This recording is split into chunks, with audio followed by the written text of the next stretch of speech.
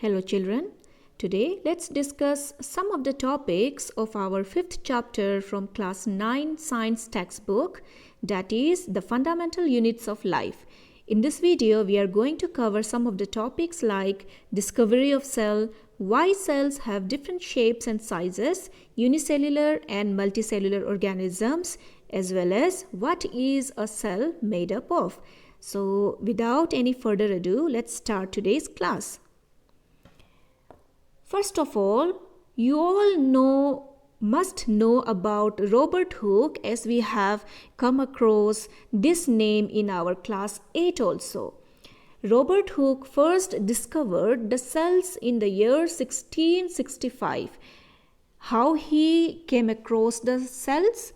While examining a thin slice of cork through a self-designed microscope.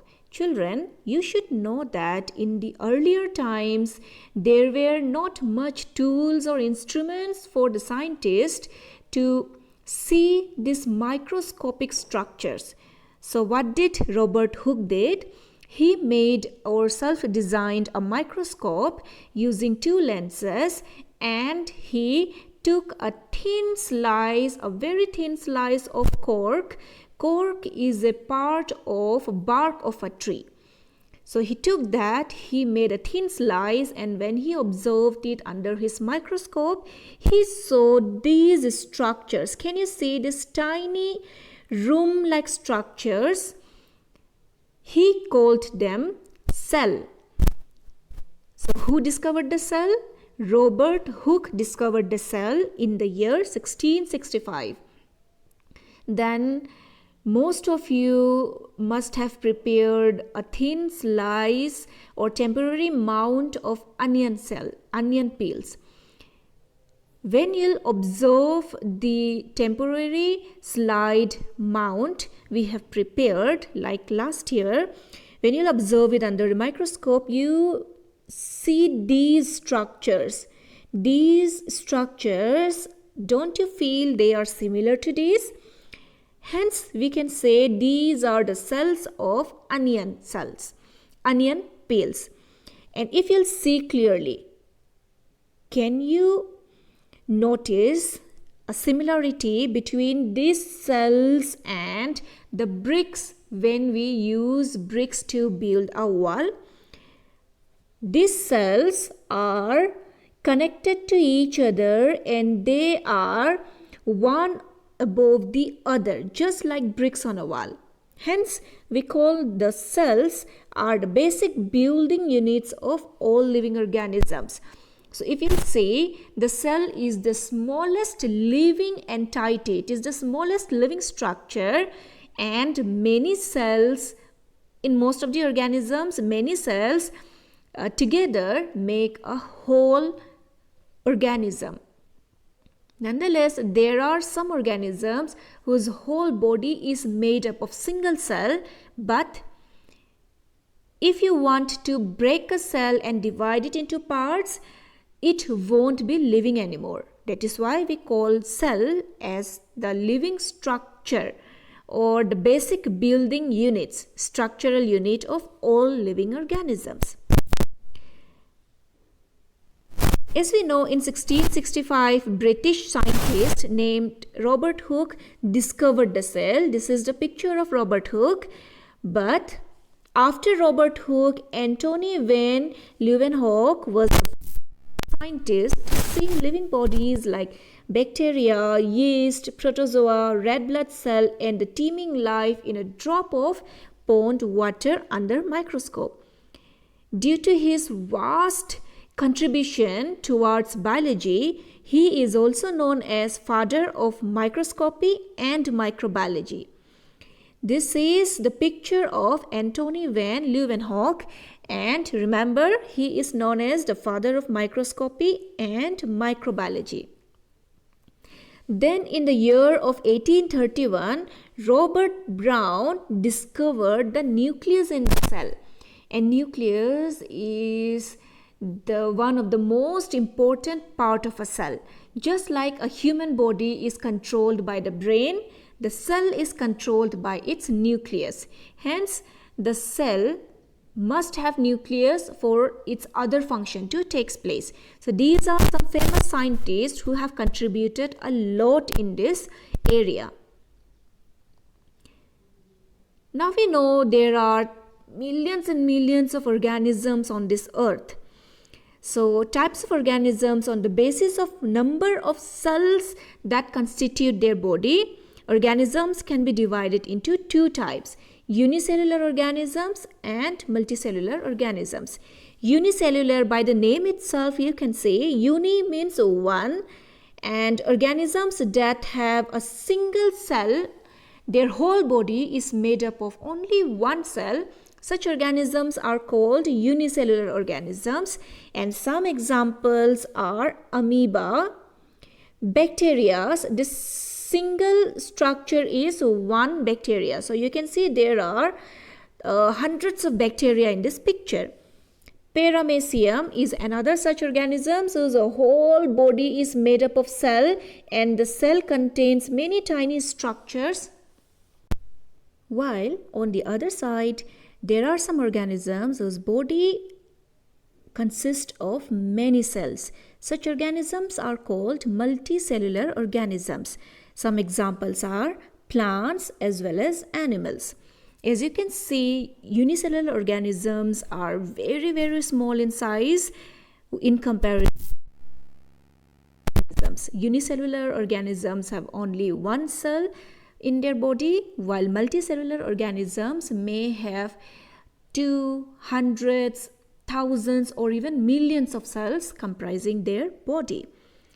Now let's see some of the differences between unicellular and organisms.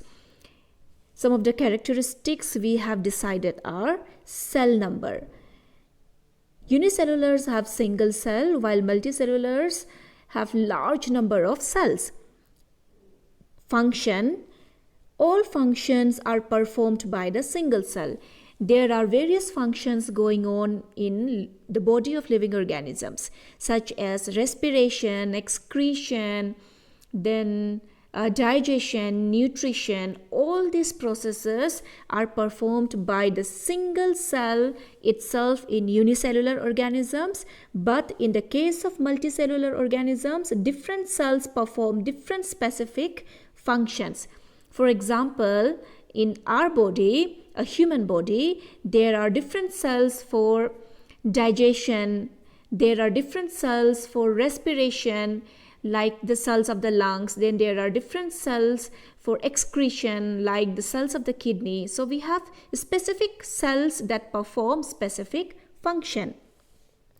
Then when we see division of labor, there is no division of labor or not performed. No division of labor is performed in unicellular organisms, while in multicellular organisms, cells are specific to perform different functions. The cells are specialized. That means they are, you can say, they specialize in performing those functions, and not every cell can perform the same function. When we say reproduction, unicellular organisms involve the same single cell. The single cell itself divide in the process of reproduction, while in the case of multicellular organisms, again there are specialized cells that are called germ cells that take part in reproduction. As we have studied in class 8, we know that there are specialized cells which take part in reproduction, and not any cell and not every cell can perform reproduction. When we talk about lifespan, unicellular organisms usually have short lifespan in comparison to long lifespan of multicellular organisms. As you know, human body is made up of multicells. They have many cells in their body. So these are some cells, some types of cells in our body. Like our red blood cell, which is a part of our blood, looks like this. They are kind of spherical in shape.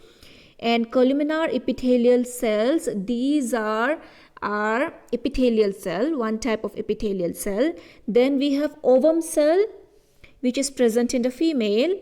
and we have sperm cell, which is the gamete of males, human beings, and smooth muscle cells mainly present in our visceral areas. We have bone cells and nerve cells. If you pay attention, children, you will see that these different cells are of different shapes as well as different sizes. These are spherical in shape, these are branched, this is also elongated and branched, then these are you can say cuboidal shape. Now, do this difference in shape and sizes have any specific reason? Yes.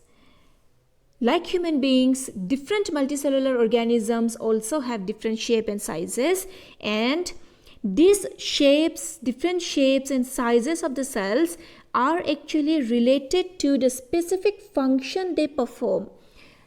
The specific shape and size these cells have actually facilitate their function. They help the cell to perform their function better. There are some cells like amoeba that can change their shape also. And in some cases, the cell shape could be more or less fixed and peculiar for a particular type of cell. For example, when you'll see a nerve cell, it has a typical elongated cell. Here you can see many branching is going on while it has a long tail. When you will compare this nerve cell to smooth muscle cell or red blood cell, you will see that they are vastly different from each other.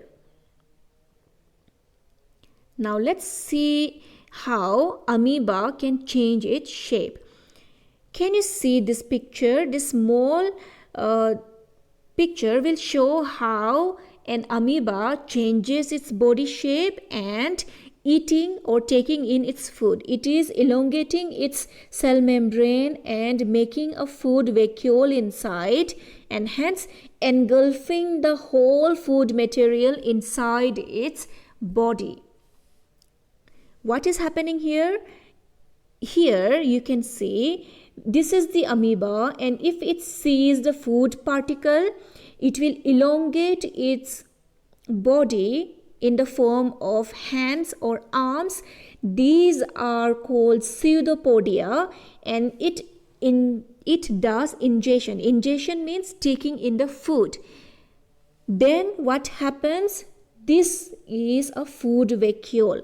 After that, digestion will take place, and after digestion, the nutrients will be absorbed in the body, and then these nutrients are used in the body by the process of assimilation, and after the whole ingestion, digestion, absorption as well as assimilation is done, the waste materials are again thrown out from the body by the process of egestion.